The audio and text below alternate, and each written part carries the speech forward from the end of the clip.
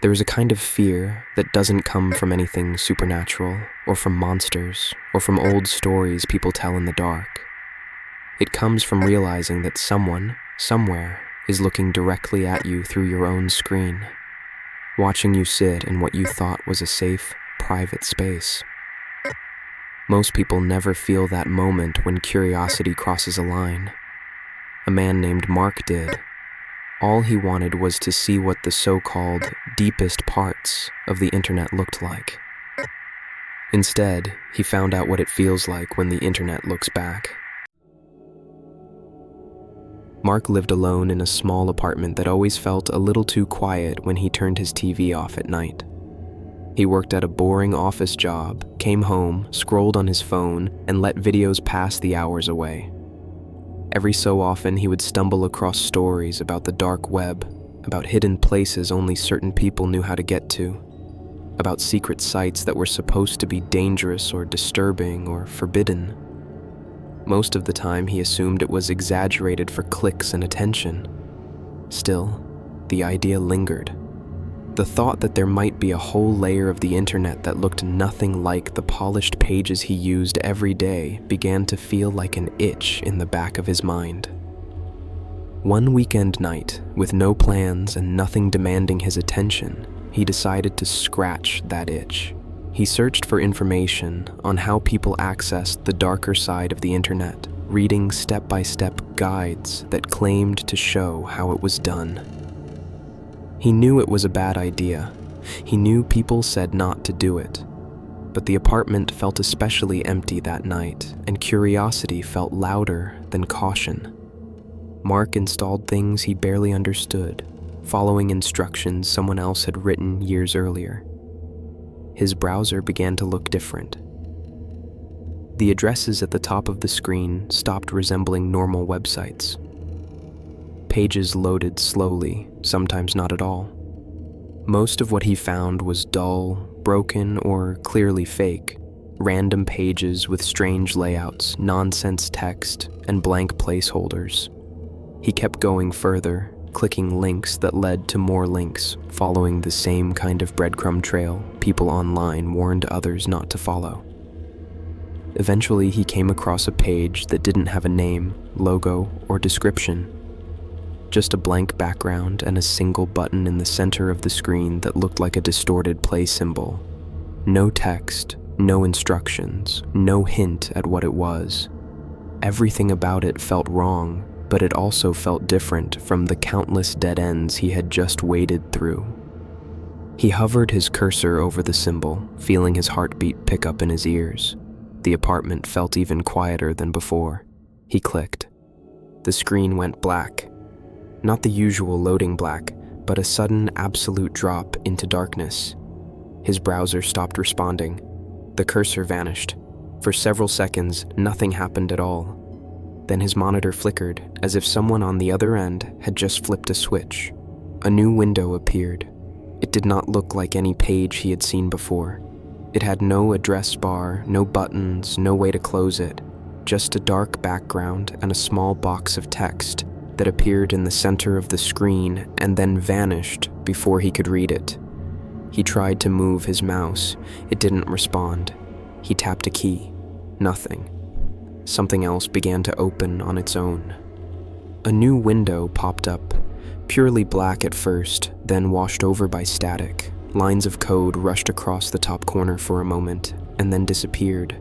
He realized, too late, that his computer was no longer doing what he told it to. Someone else was in control. The static cleared. Mark found himself staring at a video feed that looked like it came from a security camera in a kitchen. The angle was high and slightly tilted, as if mounted in the corner near the ceiling. A person moved around the room preparing food, their face never fully turned toward the camera, unaware that someone was now watching them. The window split in two. On the left, the kitchen remained visible.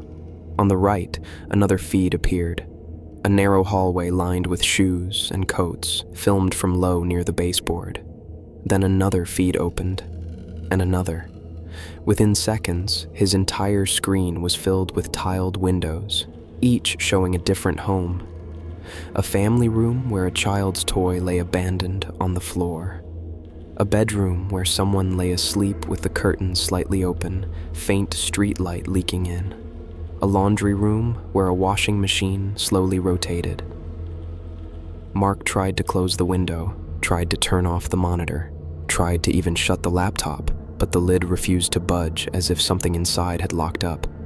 He sat frozen instead, forced to watch as the feeds stabilized and sharpened, revealing small details that confirmed these weren't staged scenes. They were real places, real people, real lives. He hadn't chosen to open them. Someone had chosen to show them to him. The chaotic grid of feeds suddenly stopped moving. Every window froze on its last frame, then collapsed inward as if being sucked into a single point. All but one disappeared. The remaining feed expanded until it took over the entire screen. This one wasn't a kitchen or a bedroom or a hallway.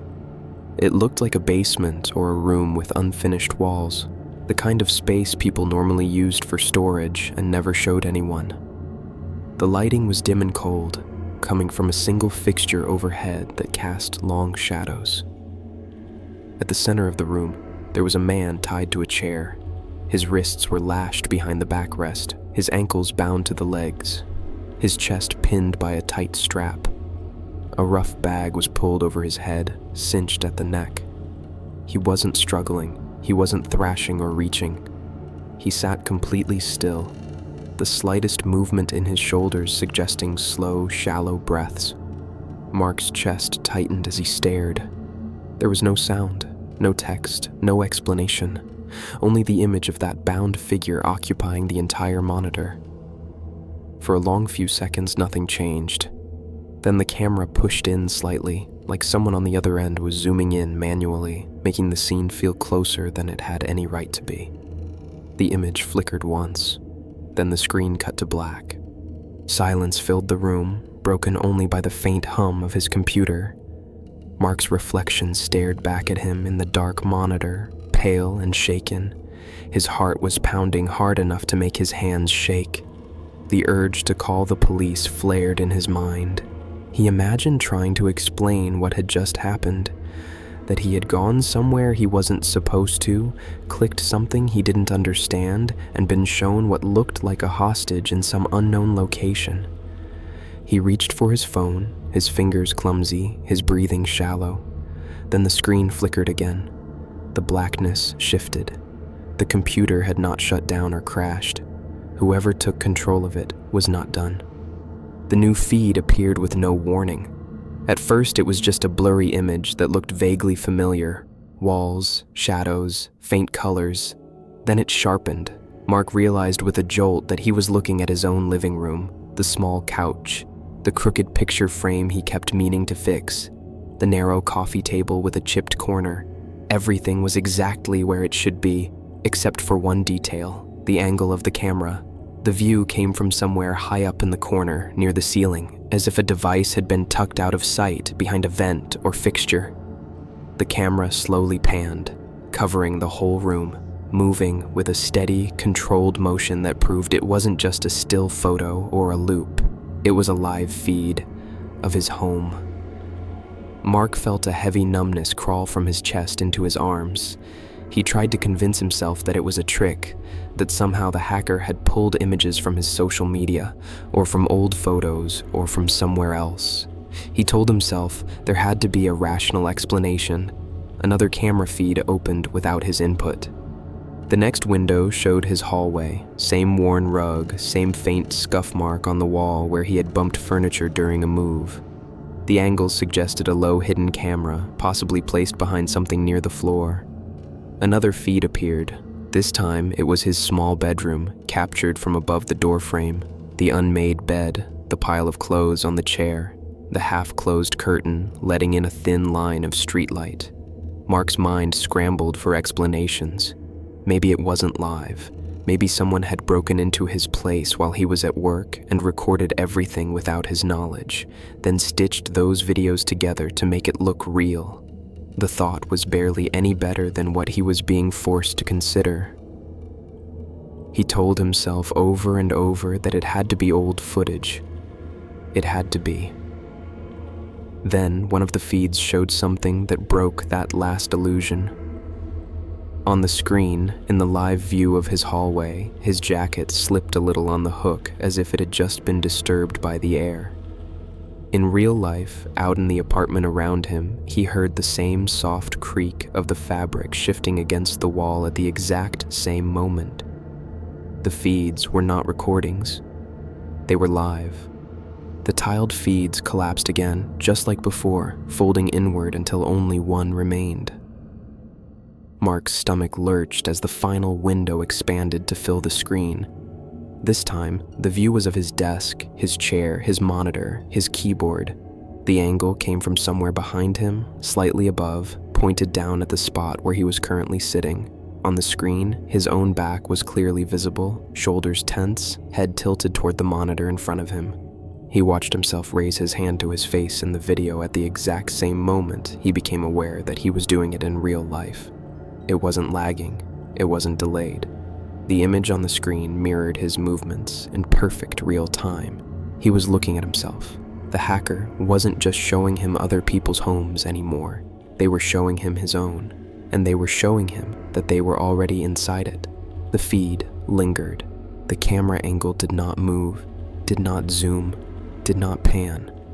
It just watched. Mark felt something behind the fear now. A sickening understanding that this whole sequence might have been designed to lead up to this single moment. The kidnapped man, the blackout, the sudden turn to his home. All of it had been a progression, a path. Something on the other side of the connection had walked him step by step to the realization that he was now part of the collection. The feed cut to black one final time, leaving the faint ghost of his own silhouette burned into his vision. This time, the laptop did power down. The fan wound to a stop. The room fell completely silent. Mark sat there without moving, staring at the blank screen, feeling as if the world had somehow shifted by a fraction of an inch while he was sitting in that chair. His phone felt heavy in his hand. He thought about calling someone, anyone, but couldn't imagine how to explain what had just happened without sounding insane or guilty or both. Eventually, he stood and checked every corner of his apartment. He ran his hands along the shelves, inspected vents, peered behind furniture, searching for any sign of a device or lens. He found nothing. No wires, no hidden cameras, no obvious tampering. For days afterward, he couldn't bring himself to use that laptop again. He unplugged it, shoved it into a closet, and told himself that cutting power would sever whatever connection had been opened. But the damage was already done. The worst part wasn't the idea that someone had watched him. It was the implication behind the sequence he had witnessed. Those feeds were not random. They were curated. They were displayed in order, like someone walking him through a gallery of other people's lives before finally turning the frame toward him. Some nights, when the apartment got quiet enough that he could hear the faint tick of the pipes in the walls, he felt the old sensation again, that sense of being observed. He kept catching himself glancing toward the corners of the room, half expecting to see the tiny reflection of a lens, the faint red glow of a recording light that shouldn't exist. He never went back to that part of the internet. He changed everything he could change, passwords, devices, habits, but nothing he did could erase the memory of that last feed, the memory of that camera pointed down at him from somewhere he still hadn't found, and somewhere else, on a screen he would never see, there was likely a grid of feeds, just like the one he had been forced to watch. Kitchens, bedrooms, hallways, basements, and one small apartment where a man now kept his lights on longer at night, unaware that he had been added to the list of live rooms, waiting quietly for the next curious stranger to be shown.